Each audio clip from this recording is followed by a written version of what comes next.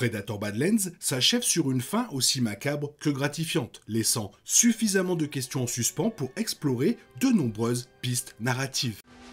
Allons, c'est l'heure de l'histoire, mon poulet au miel. On ouvre les petits volets. Cœur vaillant, œil sur la balle, on ne peut pas perdre.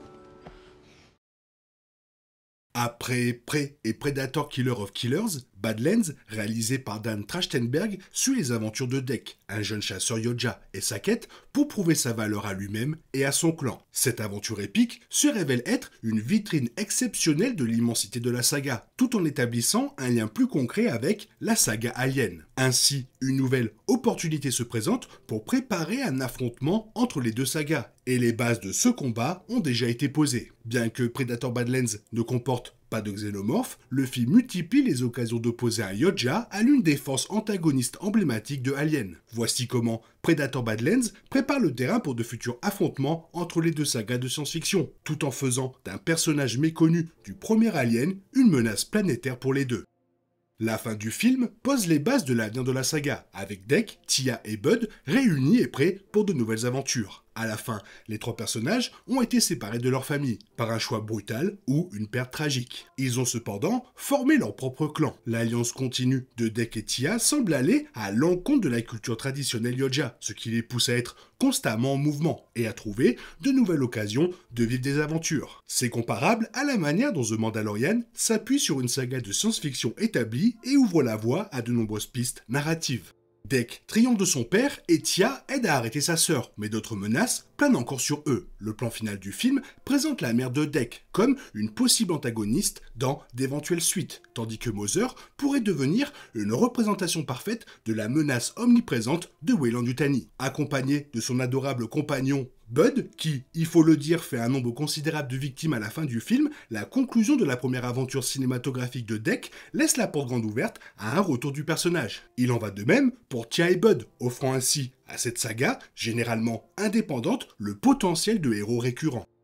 Longtemps, la culture Yoja a été négligée dans les films Predator, centrés sur les humains confrontés aux chasseurs extraterrestres. Ces films exploitaient le mystère qui les entourait pour créer une tension dramatique intense. Toutefois, en mettant cette fois-ci l'accent sur un Predator, Predator Badlands s'offre l'opportunité d'enrichir son univers. Alors que Predator Killer of Killers présentait une arène de combat et des guerriers capturés, Badlands semble se concentrer davantage sur un seul clan. Les normes culturelles considèrent la pitié et le chagrin comme des faiblesses et exigent une mise à mort de toute imperfection au sein du collectif. C'est une société brutale où le père de Dec considère une mort rapide comme une véritable miséricorde.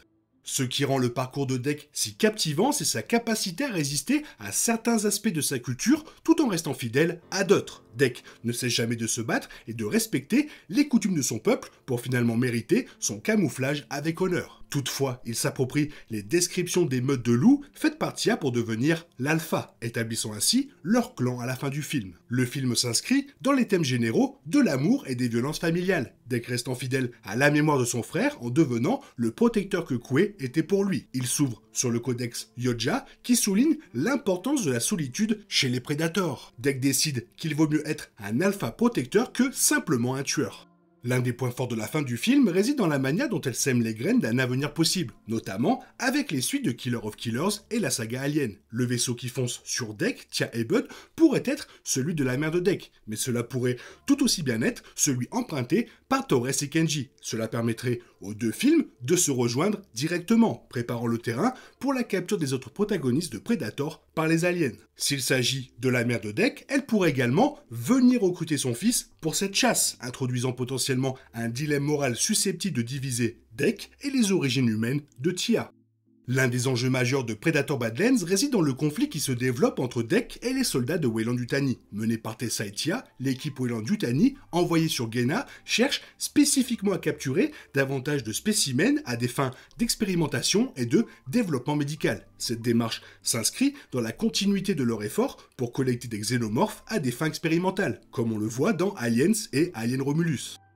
Il s'avère que Weyland-Yutani et Dec convoitent la même créature, ce qui justifie pleinement l'affrontement avec Dec. La menace que représente Weyland-Yutani s'intensifie à mesure que l'organisation se transforme en antagoniste plus déclaré dans la seconde moitié du film, contrastant fortement avec l'éthique à laquelle adhèrent les chasseurs Yoja comme Deck. Tia et Tessa recherchent des créatures à utiliser comme outils, tout comme Deck ne voit initialement en Tia qu'un instrument de sa propre survie. Tous deux tentent d'affronter et, à terme, de détruire le Kalisk pour servir leur propre intérêt. Le parallèle entre les deux sagas est intéressant, la philosophie pragmatique du chasseur Yojah s'oppose à la stratégie calculatrice de la corporation Weyland-Yutani.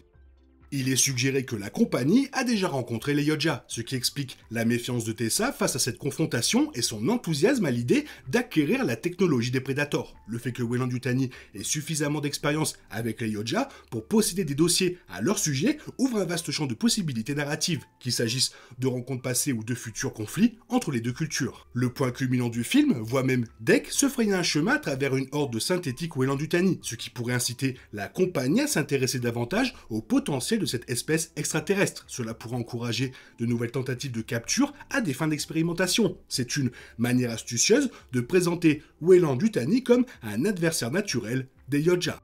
Dans le film, il est établi que Weyland-Yutani est parfaitement au courant du potentiel dangereux des Yojah. Cela pourrait créer un lien intéressant entre le nouveau film et les objectifs d'entreprises terrestres comme Weyland-Yutani, tels qu'on les voit dans Alien Earth. Il est à noter que cela explique pourquoi les représentants de Weyland-Yutani, dans Alien Earth, ne se contentaient pas de récupérer qu'un xénomorphe, mais aussi de nombreuses autres formes de vie extraterrestres, apparemment à la recherche de nouveaux secrets biologiques à percer. Les dangereuses créatures de Guéna ne sont pas sans rappeler les extraterrestres rencontrés dans Alien Earth, ce qui souligne encore davantage la nature périlleuse de cet univers.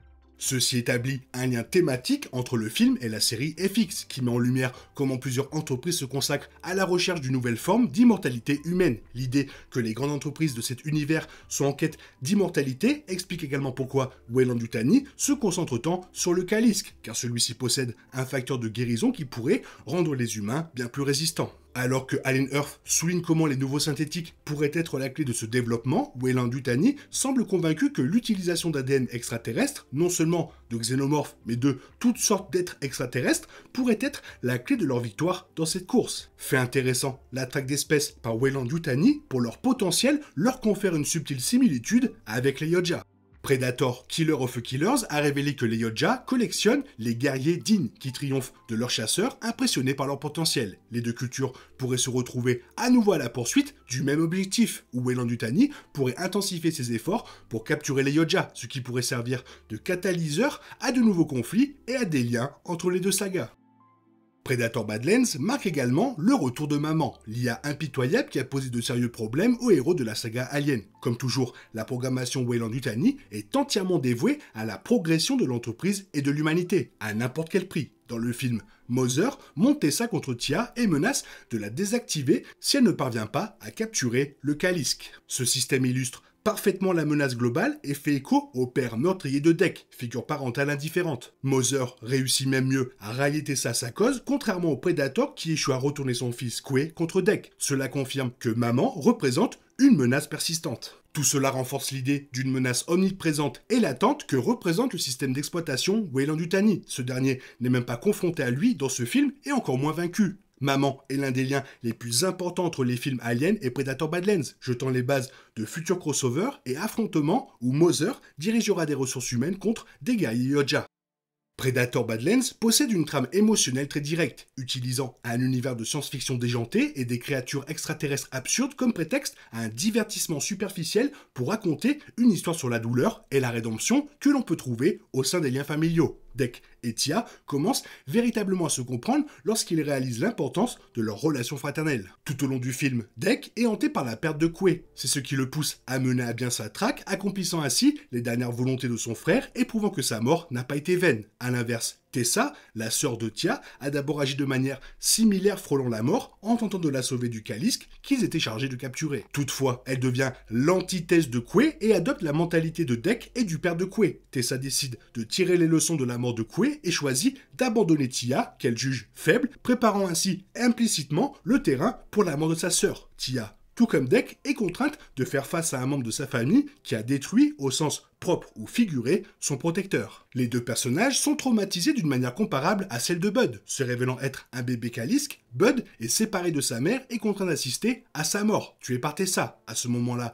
ces trois orphelins ont formé leur propre famille, ce qui les rend plus redoutables et résistants que jamais. Predator Badlands possède une dimension morale touchante, soulignant l'importance de la communauté à travers l'union de 3 marginaux face à un monde cruel. Le jeu confère aux Predators, aux robots et à l'alien une humanité partagée, une simplicité et d'une force impressionnante. Au-delà de l'action et des aliens, Predator Badlands met en avant un message puissant sur l'honneur et la force des liens familiaux. On ne peut dire qu'une chose, bravo Dan Trachtenberg. Il a fait 3 films, les 3 films sont numéro 1, numéro 2 et numéro 3. Tout simplement. Toi, qu'est-ce que tu en penses? Qu'est-ce que tu as pensé du film? Fais-le moi savoir dans la zone commentaire et sinon comme d'habitude, bisous bisous, bye bye. Il est impossible de compter sur les autres de nos jours, on est obligé de tout faire soi-même. Je me trompe? Rien de grave, j'avais tout prévu. Où va le monde, je vous le demande.